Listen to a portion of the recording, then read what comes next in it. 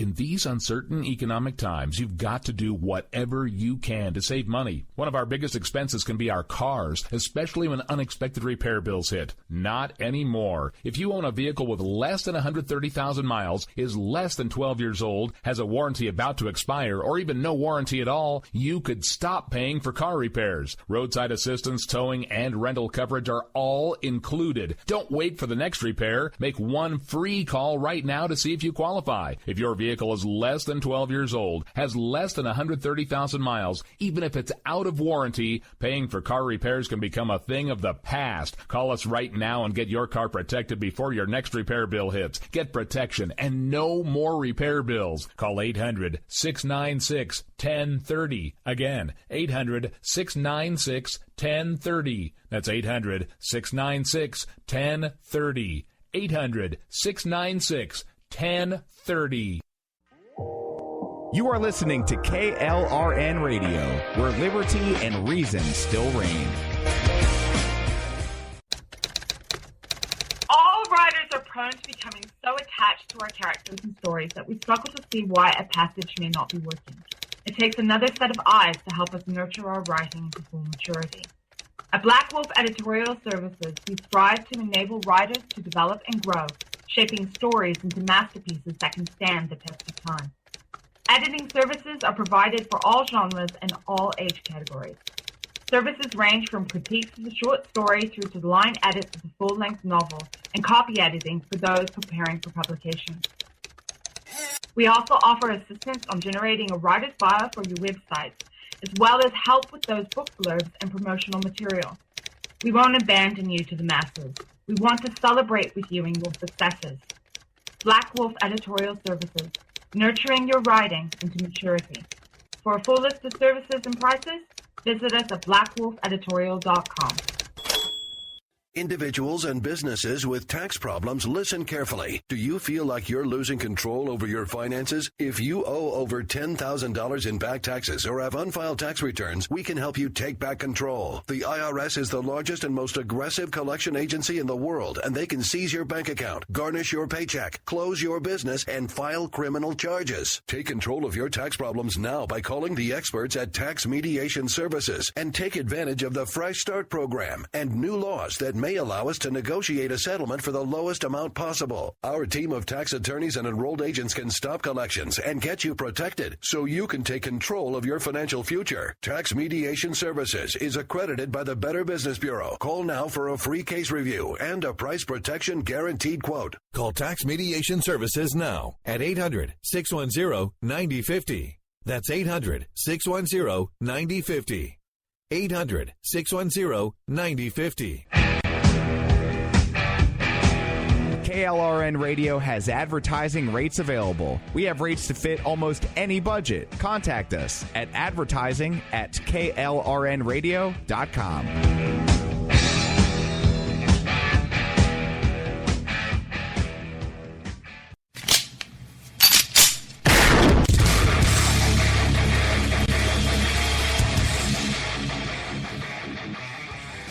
This is Slickery Trigger for Rebel Road Tactical.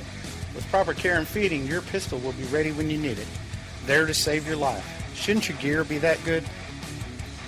Whether you need a holster for comfortable everyday carry or a tough-as-nails holster for your next training course, Rebel Road Tactical has what you need. Check us out on the web at rebelroadtactical.com.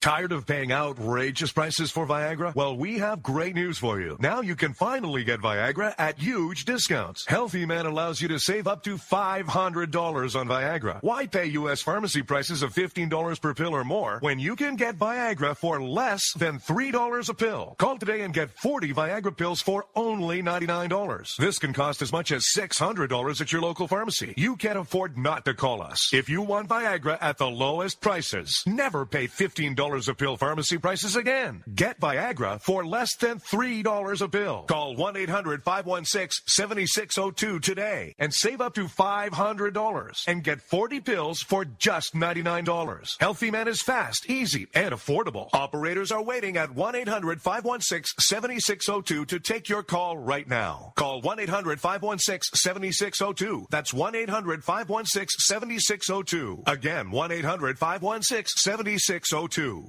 Is debt beating you down? You need discipline. You need the Debt Ninja.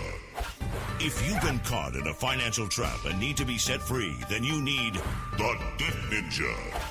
Want to stop those harassing collection calls, start saving thousands in interest and fees, and get out of debt fast? Then you need to call the Debt Ninja. The Debt Ninja will find the best companies across the country that will help you consolidate all your bills into one easy payment, reduce your payments by 30 to 50%, and get you out of debt fast. If you have unsecured debt of $10,000 or more, such as credit cards, loans, or medical bills, call the Debt Ninja for a free 15-minute consultation. Call 800-826-1246. 800-826-1246. That's 800-826-1246. Call today. The Debt Ninja. It's time to hear the truth about America's biggest challenges. You're listening to America Off the Rails with your host, Rick Robinson. Listen, folks, I'm here to tell you our political system is broken. The two-party system is dead. They have become one and the same. Keep on doing what you do, Rick. You're my favorite host. Favorite host. This is always the killer, the one that just destroys that never Trump argument. Hillary Clinton will fill the Supreme Court with liberals. She'll also appoint federal judges with a liberal bent to them. I don't feel no ways tired. I come too far from where I started from. Don't let anybody tell you that it's corporations and businesses that create jobs. Arrogant, sanctimonious, self-righteous, sabotaging Trump. Everybody's got to be covered. This is an un-Republican thing for me to say, because a lot of times they say, no, the lower 25%, they can't afford. I am going to take care of everybody. I don't care if it costs me votes or not. Everybody's going to be taken care of much better than they're taken care of now. The government's going to pay for it, but we're going to save so much money on the other side. ISIS is honoring President Obama.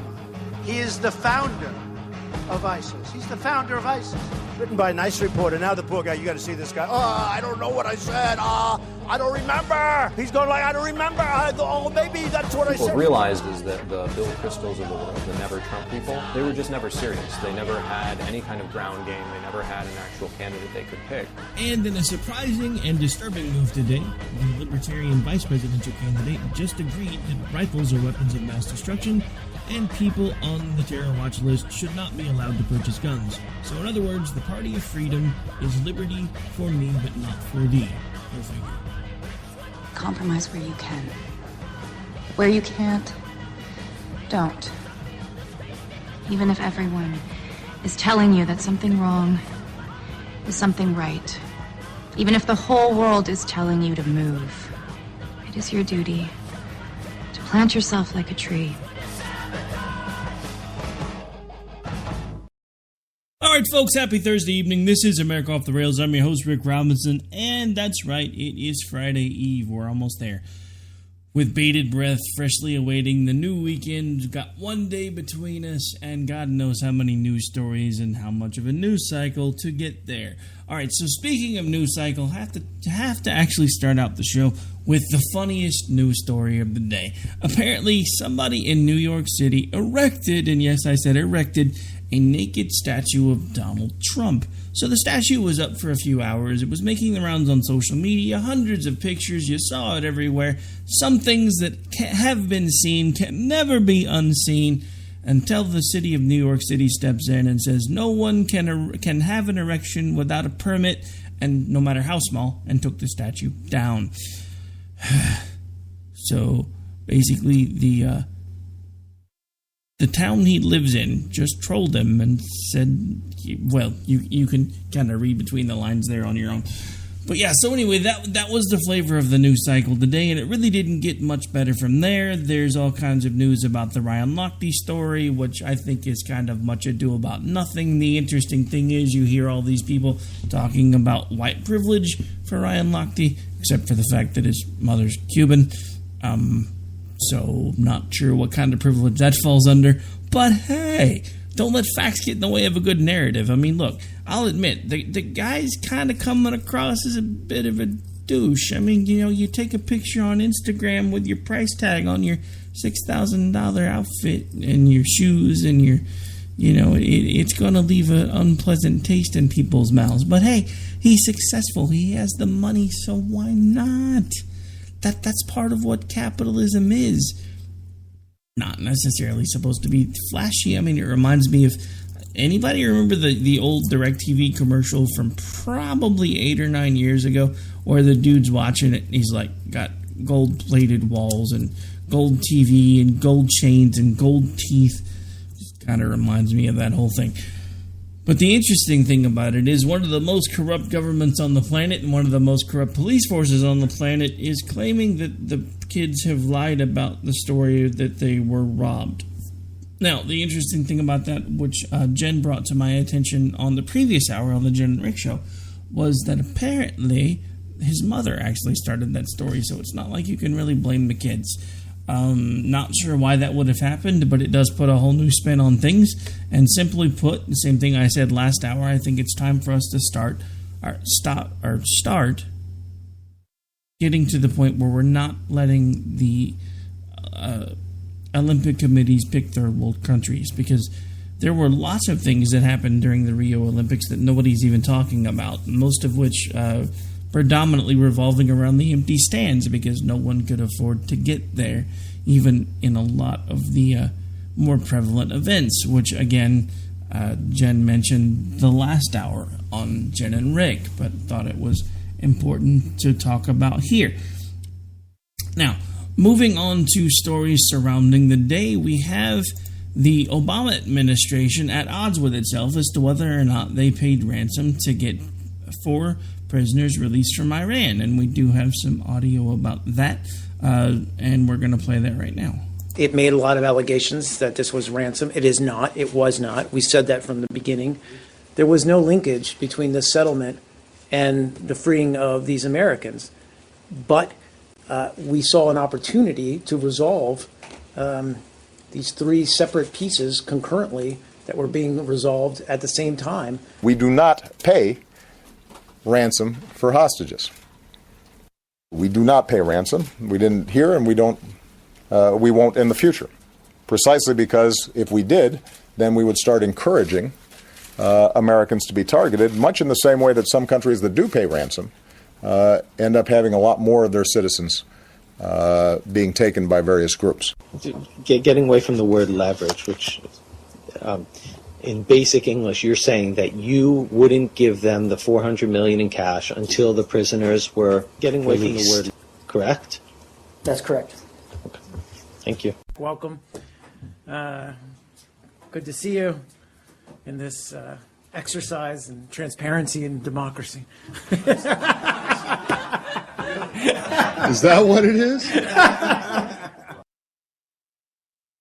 Now, I want you to let that last part sink in for a second, because what we did there was we kind of put together a little bit of information, kind of in reverse order in some respects. We started in the middle of the first conference when he was talking about it not being a ransom, never was intended to be a ransom. But then we flashed all the way back at the end there to the beginning of that first conference where he was actually laughing about that press conference being an exercise in transparency. For the administration that actually said that it was going to be the most transparent ever, to have someone stand up in front of the press and crack a joke about the exercise in transparency, and one that apparently he found so funny that he was cackling almost as bad as Hillary Clinton, that actually disturbed me a little bit. And it's not like I didn't see it coming, but at the same time, it just reiterates the fact that at this point, we really do have this entire class of people that have actually become one big happy group. We have the media class and the political class that have become this amalgamation and this abomination, quite frankly, because the political class, I mean, I saw a meme the other day that actually put it out quite succinctly, and it's pretty scary to think about. So it's a picture of a couple of two women, and actually, yeah, it was two women, one sitting on one side of the couch. There was one sitting in the middle, and in the middle, the woman in the middle had her arm around the man who was sitting on the right side of the couch's neck. And, of course, over the top, there was Trump, who was the guy, Trump supporter, who was the woman in the middle, and then Democrats, which was the woman on the left. Well, of course, you couldn't see this from the front, but since they took the picture from the back, what you could see was the Trump supporter had their arm around Trump's neck, and then Trump, with his other hand, was actually holding the hand of the other woman behind the couch, known as the Democratic Party. And it just epitomizes one of the things that I've been saying now for months. There is no daylight between the two parties any longer. There used to at least be a distinction, because it became apparent quite some time ago that both parties kind of wanted to do the same things. One of them, though, was doing it in this, to use the train analogy, which kind of fits well for this show. The Democratic Party was using a bullet train to try to rocket us there as fast as we could go, and the Republican Party was doing it with a handcar. So basically slow incremental progress, still heading in the same direction. Under Donald Trump's management, they're now both using bullet trains. And the only problem is both parties are racing us towards the same cliff. Because if you think that Donald Trump is a conservative, then I have a nice bridge in Brooklyn I'd like to sell you. You can DM me on Twitter. I'll give you my PayPal information. You can send me the money, and I'll send you the deed to the bridge.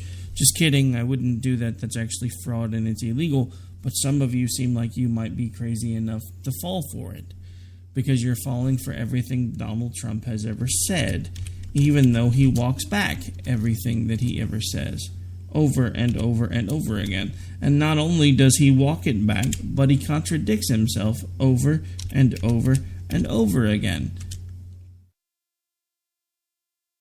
And it just astounds me that no one is paying attention. No one is paying attention.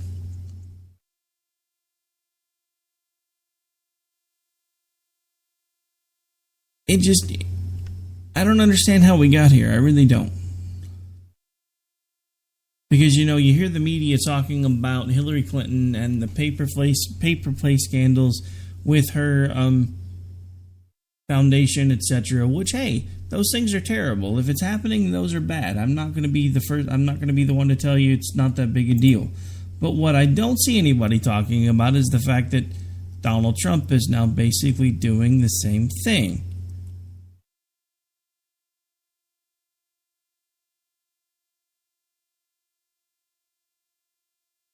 So we have a big shakeup in the Trump camp. And I was waiting for the article to load. Donald Trump appoints media firebrand to run campaign. Donald J. Trump named his new campaign chief on Wednesday, a conservative media provocateur whose news organization regularly attacks the Republican Party establishment, savages Hillary Clinton, and encourages Mr. Trump's most pugilistic instincts.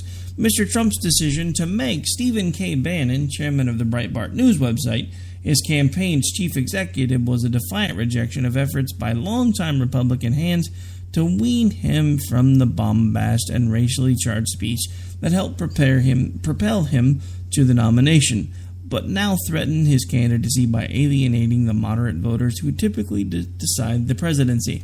So anybody remember when Donald Trump promised he was going to pivot? Does appointing this guy sound anything remotely like he even plans on pivoting? Because if this is what he calls pivoting, I don't think he knows what the word actually means. So I have a question. How much longer are we going to continue to watch this farce and not try to do something about it? Or is the damage already done? Is it too late? I mean, I see all of these pro-Trump pundits talking about how the polls are fixed, the media is rigged, he's going to win in a landslide. They keep talking about how Trump is filling stadiums and Hillary Clinton can't even seem to fill a garage. But, you know, there's this little thing that they keep forgetting about. In the beginning of all of this, when everybody thought Donald Trump really wasn't serious and all he was really trying to do was gin up some sort of publicity campaign like he did the last time he faked the idea for running for president and threw everyone for a loop, been paying people to fill those seats. And it's a known fact that he was paying people $50 a seat to go to his meetings at first. Now, I don't know if he still is, but it always leaves me wondering, is it possible that one of the reasons why his gatherings are so much more full than hers is because he's paying people to go there? Now, for all of you that think I'm crazy, because I know a lot of you do, I want to play a couple things for you real quick. I've used them before, but I think it's important, so we're going to play them again. This is a breakdown of some of the contradictions that he's made. There's actually a video you can find on YouTube that actually basically highlights the most prominent ones, and it runs for about 5 minutes and 41 seconds. I'm not going to play all of that for you here, but we are going to play at least, it's a little over a minute worth broken down into 2 segments, so we're going to start with this one first. I'm the only one on the stage that said we should not go into Iraq. Are you for invading Iraq? Yeah, I guess so. I wish it was. I wish the first time it was done correctly. I'm very pro-life. I'm very pro-choice. Do you believe in punishment for abortion? Yes or no, as a principle?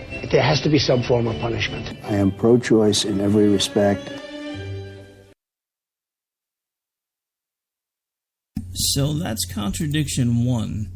Now let's remember, this is the same guy that said once he won the nomination he was going to pivot, and he just appointed the head of Breitbart, or as I like to call them now, Trump Bart, or Bart Simpson, which isn't nearly as funny. But hey, it is what it is. So about as funny as Lord Cheesy Poof, which I have to admit I was kind of proud of.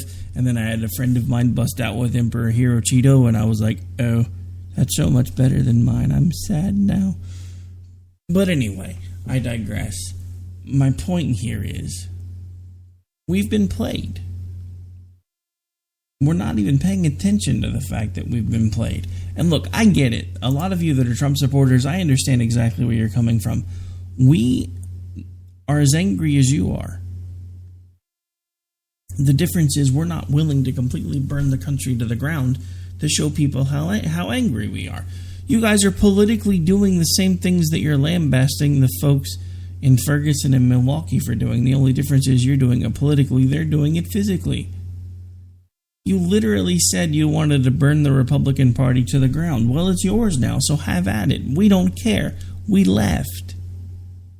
We left because we felt like we didn't have a choice. We left because we felt like none of you were anywhere near on the same page that we are.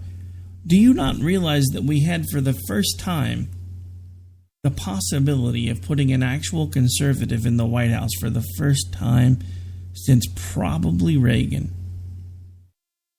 Bush 41 wasn't conservative, not in the sense that Reagan was. Bush 43, not even conservative in the sense that Reagan was. Both of them were decent presidents. Bush 43, in my estimation, was better than his father in a lot of ways. But he also did a lot of things that I didn't agree with. But that's the point, folks.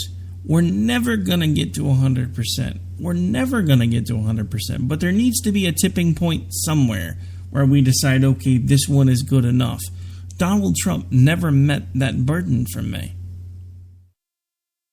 He hasn't. He didn't, and I guarantee you he won't. There are too many dots that have been connected that prove that we've been being played for this entire election cycle. Over and over and over again. And these contradictions are one of the ways that is being proven. Donald, true or false, you've said the government should pay for everyone's health care? That's false. You've never said that. Everybody's got to be covered. Universal health care. I am going to take care of everybody. Who pays for it? The government's going to pay for it, but we're going to save so much money on the other side. He said I was in favor of Libya. I never discussed that subject. I was in favor of Libya. We would be so much better off if Gaddafi were in charge right now. Gaddafi in Libya is killing thousands of people. We should go in. We should stop this guy, which would be very easy and very quick. Stop him from doing it and save these lives. And there's the next set of contradictions.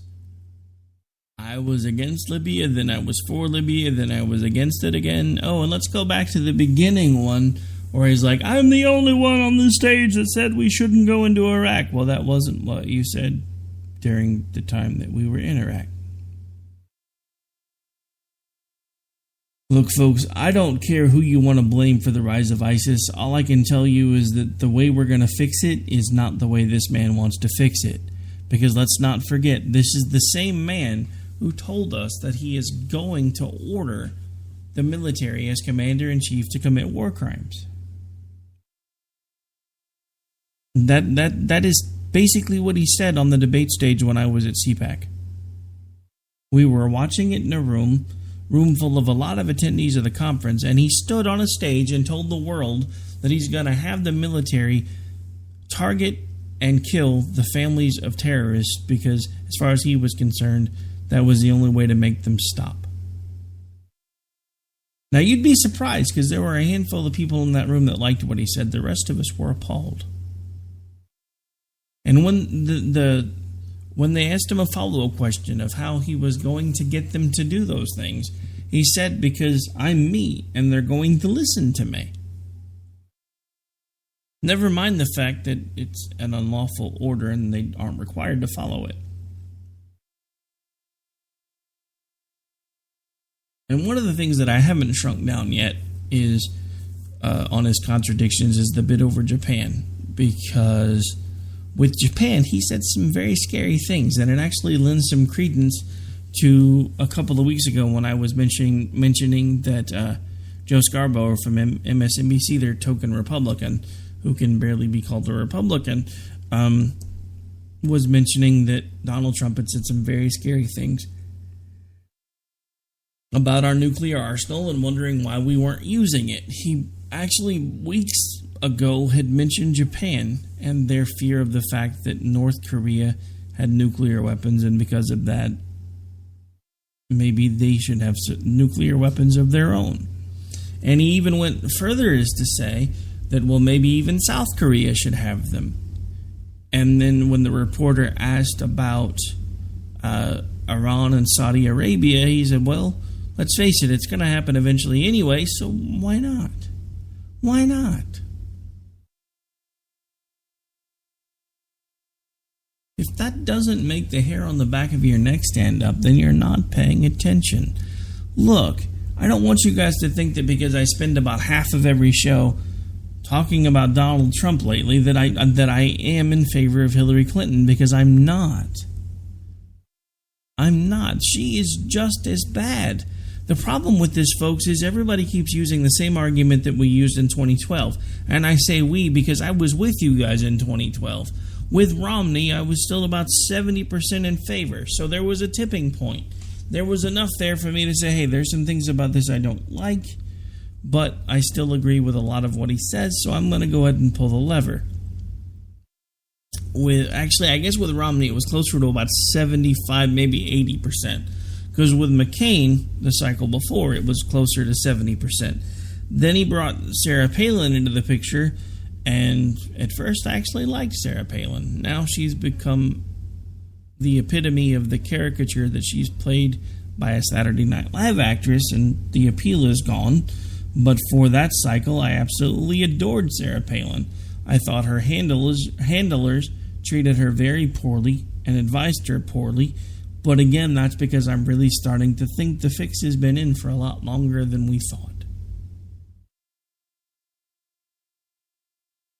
If you want my honest tinfoil hat moment, I don't really think Bush 43 was supposed to win the election. Because if you look at the popular vote tallies, he didn't get there. What wound up giving it over was the, still to this day, Florida election with the hanging chads. I think that our election cycles have become a lot like professional wrestling. I think they're scripted, I think they're branded, and I think it's just enough realism to get you to root for the side that you want and give you the illusion that this stuff is actually happening, when in reality it's well-rehearsed, well-practiced, pratfalls, and fakery. I think our elections have become that very same thing. Maybe not quite to the degree of professional wrestling, but I think we've been being played now for quite a while. I honestly don't know how long. Could have just really become prominent within the last 8 years or so. But the pessimist in me thinks it's been going on for a lot longer. And I think that they're not even trying to hide it anymore because they know enough people aren't honestly paying attention. The brainwashing has had more than enough time to set in. The we must win at all costs mentality has had more than enough time to set in. And that's the problem with our election cycles today. Each party has the same mentality as the other. We must win at all costs, otherwise our agenda cannot be pushed through. The problem is, folks, there's no difference between the two agendas any longer. We like to pretend there is, but there's not. Alright, believe it or not, we're already at the bottom of the hour, so at this point I'm going to have to take a really quick break. When we come back, even more of the craziness that we're looking at today, and we'll be right back.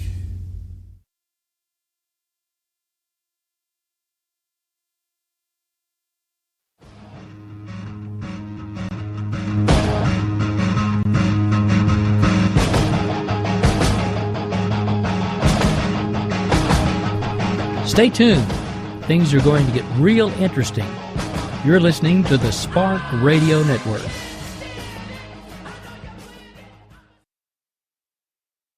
In these uncertain economic times, you've got to do whatever you can to save money. One of our biggest expenses can be our cars, especially when unexpected repair bills hit. Not anymore. If you own a vehicle with less than 130,000 miles, is less than 12 years old, has a warranty about to expire, or even no warranty at all, you could stop paying for car repairs. Roadside assistance, towing, and rental coverage are all included. Don't wait for the next repair. Make one free call right now to see if you qualify. If your vehicle is less than 12 years old, has less than 130,000 miles, even if it's out of warranty, paying for car repairs can become a thing of the past. Call us right now and get your car protected before your next repair bill hits. Get protection and no more repair bills. Call 800-696-1030. Again, 800-696-1030. That's 800-696-1030. 800-696-1030. You are listening to KLRN Radio, where liberty and reason still reign. All writers are prone to becoming so attached to our characters and stories that we struggle to see why a passage may not be working. It takes another set of eyes to help us nurture our writing to full maturity. At Black Wolf Editorial Services, we strive to enable writers to develop and grow, shaping stories into masterpieces that can stand the test of time. Editing services are provided for all genres and all age categories. Services range from critiques of the short story through to the line edits of the full-length novel and copy editing for those preparing for publication. We also offer assistance on generating a writer's bio for your websites, as well as help with those book blurbs and promotional material. We won't abandon you to the masses. We want to celebrate with you in your successes. Black Wolf Editorial Services, nurturing your writing into maturity. For a full list of services and prices, visit us at blackwolfeditorial.com. Individuals and businesses with tax problems, listen carefully. Do you feel like you're losing control over your finances? If you owe over $10,000 in back taxes or have unfiled tax returns, we can help you take back control. The IRS is the largest and most aggressive collection agency in the world, and they can seize your bank account, garnish your paycheck, close your business, and file criminal charges. Take control of your tax problems now by calling the experts at Tax Mediation Services and take advantage of the Fresh Start program and new laws that may allow us to negotiate a settlement for the lowest amount possible. Our team of tax attorneys and enrolled agents can stop collections and get you protected so you can take control of your financial future. Tax Mediation Services is accredited by the Better Business Bureau. Call now for a free case review and a price protection guaranteed quote. Call Tax Mediation Services now at 800-610-9050. That's 800-610-9050. 800-610-9050. KLRN Radio has advertising rates available. We have rates to fit almost any budget. Contact us at advertising@klrnradio.com.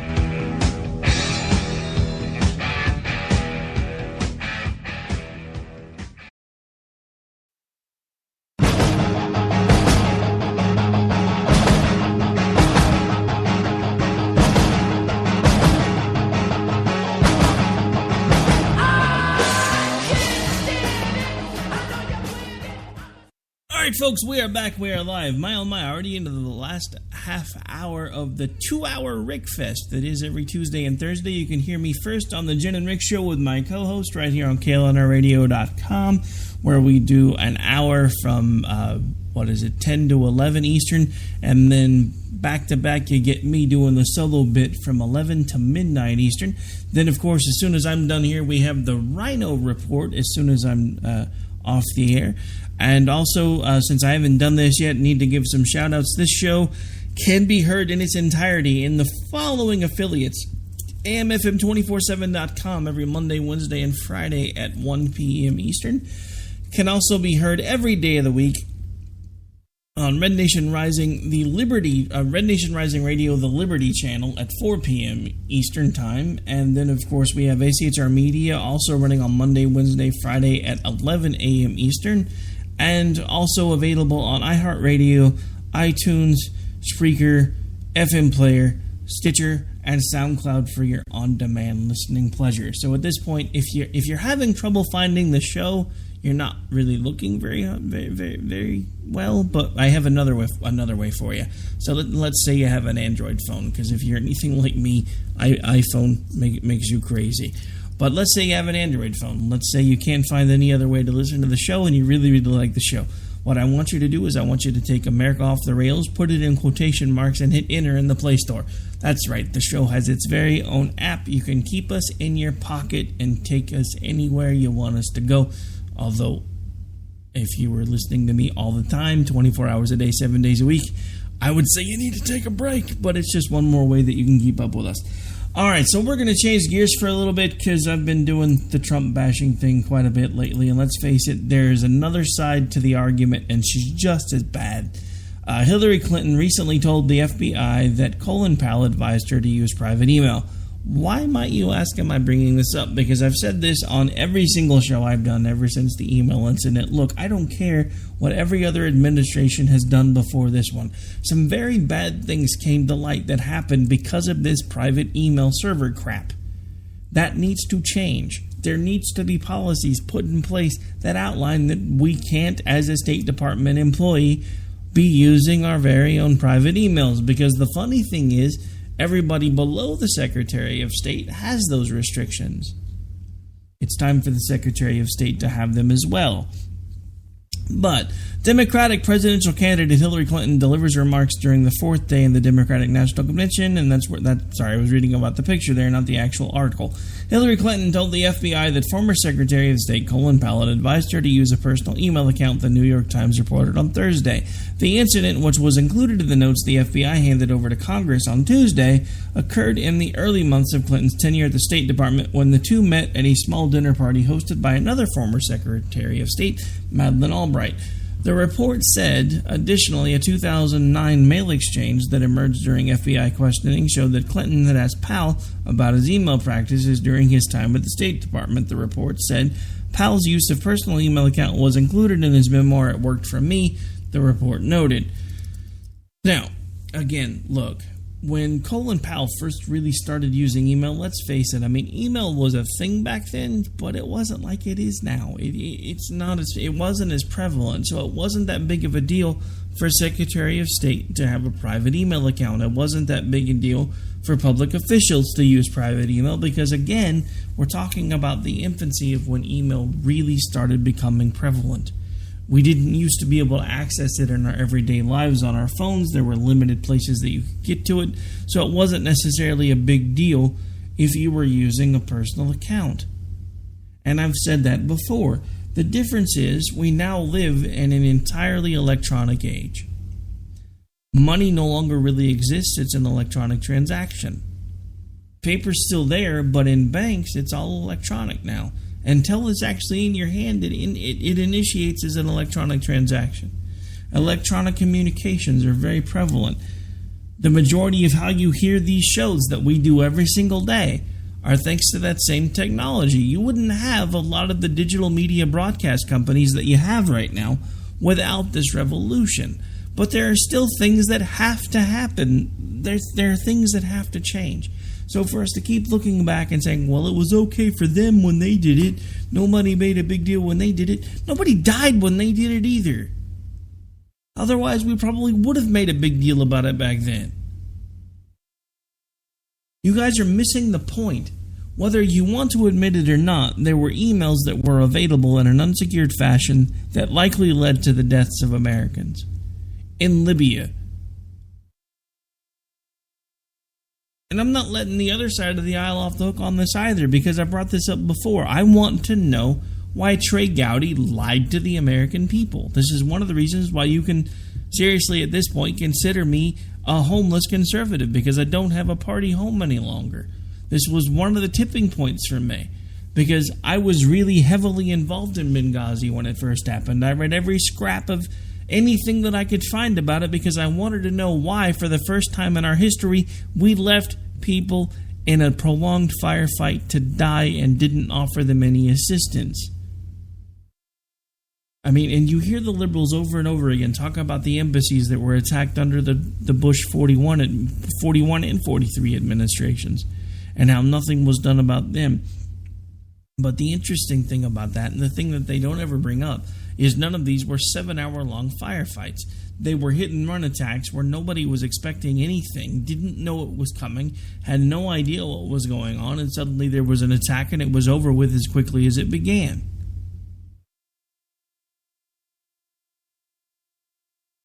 So what's the difference here? Why do I keep harping on this one? Why is this one so important? Because, again, we've uncovered a problem, and nobody's talking about the actual problem. It doesn't matter if it was a Republican Secretary of State or a Democratic Secretary of State. If there's even the chance that these emails being on an unsecured server and being passed back and forth in an unsecured fashion led to the death of an ambassador and 3 other people in a foreign country, then it's time to effect change. Why is that so hard to understand? Why is nobody willing to admit that? I'm not even necessarily laying the blame completely with Hillary Clinton. Look, there's plenty enough blame for this to go around, and eventually at this point, like I said, because I no longer have really any friends in either party, because they've both been co-opted, they've both become shadows of their former selves. I mean, come on. The party of JFK is this now? Thanks to Trump, the party of Lincoln has now basically become the party of John Wilkes Booth. Because one of his biggest narratives and talking points has been the fact that apparently there's an outside chance that Ted Cruz's father was involved in the JFK assassination, even in some sort of tertiary role. Although that's coming from the National Enquirer. Now, bear in mind, this is the same guy that wants to sue media for making bad stories about him, but wants to use the National Enquirer as a source. I'm just saying.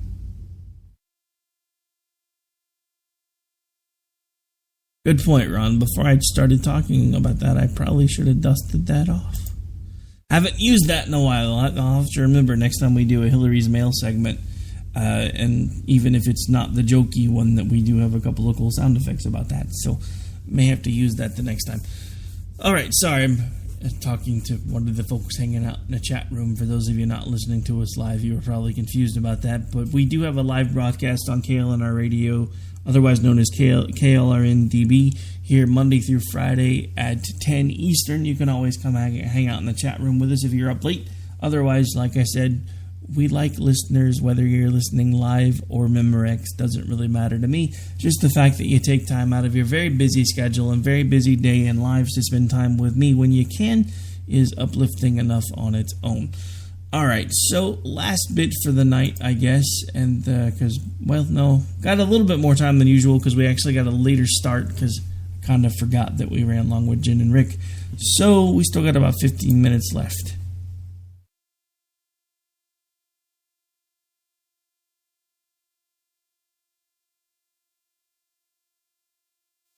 So let's back up to a couple of other things that have been happening here. So President Obama's on vacation. Really hard job being president, so I understand that occasionally he needs to take a vacation, needs some time with his family, which is what this was supposed to be, apparently, was a family vacation. Although he's on, I think, his 4th or 5th or 8th round of golf while he's been on vacation. But he's family vacation. I guess maybe by family vacation he meant we're going to spend some time with my golf clubs and my golf balls. Maybe that's who he actually considers his family. Who knows? But there's a couple of really, really bad things that have happened over the last couple of weeks, and nobody's really talking about them. There's the Louisiana situation, which basically there are entire areas of Louisiana that are underwater. Now, I will admit, for the media, a natural disaster such as this, which is basically just being caused by excessive rain, is not sexy, so they're not really probably going to talk about it. Of course, they would if there was a Republican president, but they can't because it's Obama. And, the Democrat politicians get kid gloves, the Republican politicians get brass knuckles when it comes to the majority of the media. And I am sadly beginning to understand that the conservative media is exactly the same way on the opposite side of the coin. Whoever has supposedly got an R behind their name gets kid gloves, unless you're not Donald Trump, and then everybody else gets brass knuckles. But the interesting thing is the media is not talking about this. And it saddens me a little bit because everybody keeps talking about all of these things that were supposed to be better under this particular president, and all of them are worse. All of them are worse. Look at the labor participation numbers, and I'm not talking about the ones that they feed you in the news. Go look them up on your own. That's the thing that boggles my mind about this generation. We have all of this information at our fingertips, and nobody's willing to take the time to go look it up. We have the highest number of people on food stamps we've ever had in our history. We have the lowest labor participation rate since the Great Depression. We have, in a real sense, a report that actually doesn't remove the folks that can't find work from the numbers, is showing that in the black community, their unemployment rate is over 50%. So I have a question. Who are we really supposed to blame for all of this? Because wasn't this the president who said he was going to reach across the aisle and figure out ways to actually fix the problems that were impacting the American people? Did he honestly fix anything, or has he made it worse?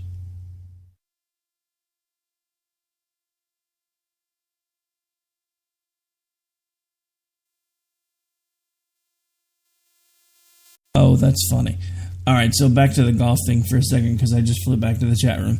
We have Ron, who is a regular attendee in our chat room, pointed out over Obama's golf scores that Obama refuses to turn over his scorecards but says he's PGA Tour level golfer. Trump demands to see his scorecards. That was pretty good, Ron. That was good. All right, so back to these two incidents that are really, really just terrible. And the thing about it is nobody's really talking about either one of them. They're not talking about the fact that thanks to the fact that these Black Lives Matter people have been getting all this press, all they're doing is getting progressively worse. Because it's what happens. When a really, really bad idea gets good attention or positive attention, then that bad idea gets worse and worse and worse and worse because they're just trying to make sure that they can keep the attention. And look, I'm not trying to say that there's never been anything bad that's happened to a black person in this country. But you're blaming the wrong people if you still think that we have anything to do with it. This country, for God's sake, was the one that ended slavery for the majority of what is known as the First World. We did that. You can make whatever excuses you want for why it happened. The simple fact of the matter is, it happened. And it happened because of us. Now, what all of you African Americans who keep saying black people can't coexist with white people because we've been oppressed for 200 years, etc., you're forgetting the fact that there were black slave owners. You're forgetting the fact that there were white slaves. They were Irish. This wasn't endemic of just one race. There were slaves of all races. Nobody talks about that, though. There were African American slave owners. Nobody talks about that either, because it puts an entirely different light on this situation. And it puts an entirely different light on this Milwaukee situation. Because look, folks, I'm not going to lie. As angry as I was about it, I could understand it to a point when it was a white officer who shot a black person, because these people grow up thinking that cops are the enemy. What they're told over and over and over again. Watch out for the man. The man's going to try to keep you down. Who do you think they're talking about? The government. The cops. How many of them heard that growing up their entire lives? I guarantee you most of them probably did. So we have a city burning. We have one city burning, one city underwater, and the president's still overshooting or playing around the golf while on vacation. And again, President George W. Bush flies over the Katrina devastation the day after, as soon as he's able to survey it, and he's called a racist because he didn't go there. Obama has been nowhere near there because he's on vacation. Look, maybe it's because I actually used to be a boss and I used to run a country and company. Sorry, not country. I wish I used to run a country. Yeah, I bought this little island out in Belize and I made it Robinsonopia. So, yeah, anyway. Inside joke. Some folks that listen will get it, others will not. But anyway, so I used to run a company, so I understand that as an executive, you don't really get vacations. If something happens and something bad happens, you have no choice. You roll up your sleeves and you get back to work and you finish your vacation later. That is what this president should be doing right now. It's what he should have been doing during the Milwaukee incident. It's what he should have been doing during the flooding in Louisiana, but he wasn't and he didn't. And the simple fact of the matter is, folks, he's not going to, because neither one of these things help him. The situation in Milwaukee, there's not really any way to put a spin on it because it wasn't a white cop killing a black person. It was a black cop killing a black person who had a gun and pointed at the officer. If you're going to point a gun at a cop, expect to die. How hard is that to understand? And for all of you, Rick, you don't understand how hard it is, because as a black person, I have to have this talk with my children that tells them, when you see a police officer, stop, be respectful, do this, do that, or if you're in the car, keep your hands on the wheel. Don't do anything unless they tell you to do it. Here's a news flash, Junior. All of us, regardless of our skin color, have that same talk with our children about police officers. I've had that talk with almost all of my now adult children.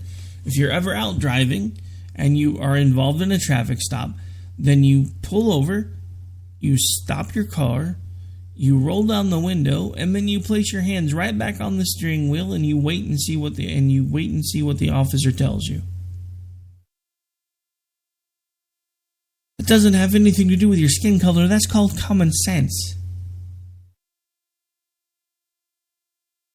That's called understanding that in a free society, there are still people that do have some authority over you, because they have no choice but to make sure that people actually follow the rule of law. Now, I understand for the Democrats, the rule of law is a hard thing for them to enforce, because, hey, rule of law says that you should probably produce some sort of ID to vote. But, hey, that's oppressive, because not all poor people can afford IDs. That's funny, these same poor people can afford IDs to go buy cigarettes and alcohol. So why can't they afford an ID to go vote? Now, I will tell you that one of the things that drives me crazy about this whole voter ID thing is the fact that it's something that only seems to get talked about during election cycles. So can we actually fix this one this time? Can we just, say, look, this is what we're going to do. As soon as this election cycle is over, we're going to pass a national law that says everybody has to have an ID. Now, just to make sure that this is something that we can do, this is even what I'm willing to do.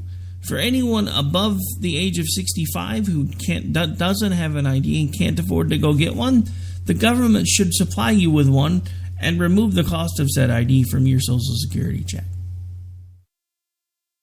Because most states have a cost of about, anywhere from $22 to $50 for an ID. But instead of taking it out all at once, we can take it out over time.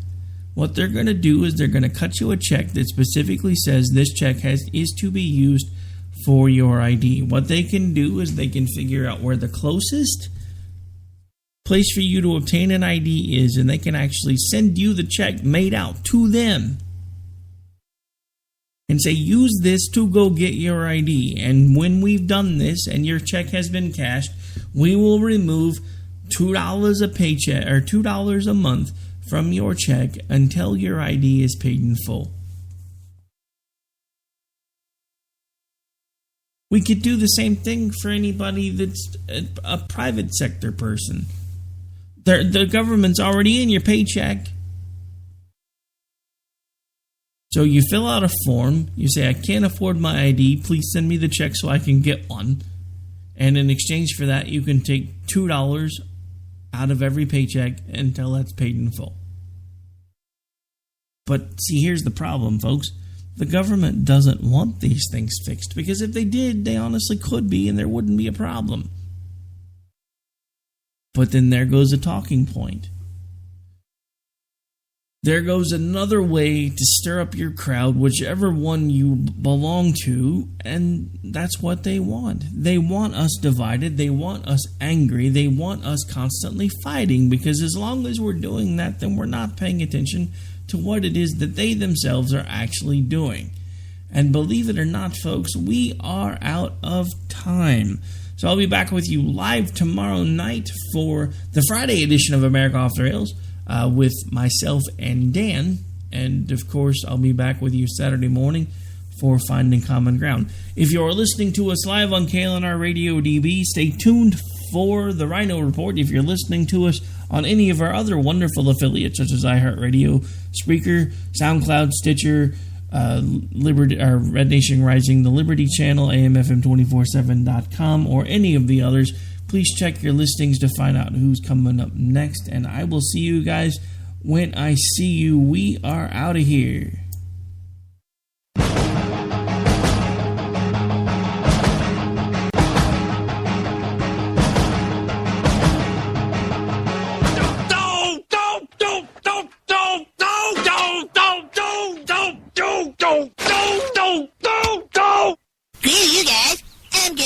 time. Later. Game over, man. It's game over.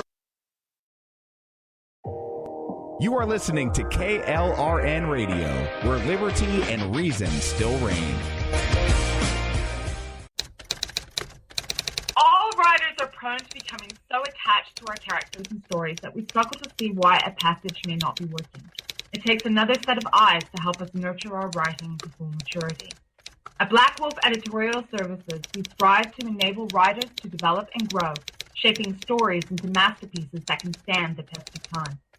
Editing services are provided for all genres and all age categories. Services range from critiques of the short story through to line edits of the full-length novel and copy editing for those preparing for publication. We also offer assistance on generating a writer's bio for your websites, as well as help with those book blurbs and promotional material. We won't abandon you to the masses. We want to celebrate with you in your successes. Black Wolf Editorial Services, nurturing your writing into maturity. For a full list of services and prices, visit us at blackwolfeditorial.com.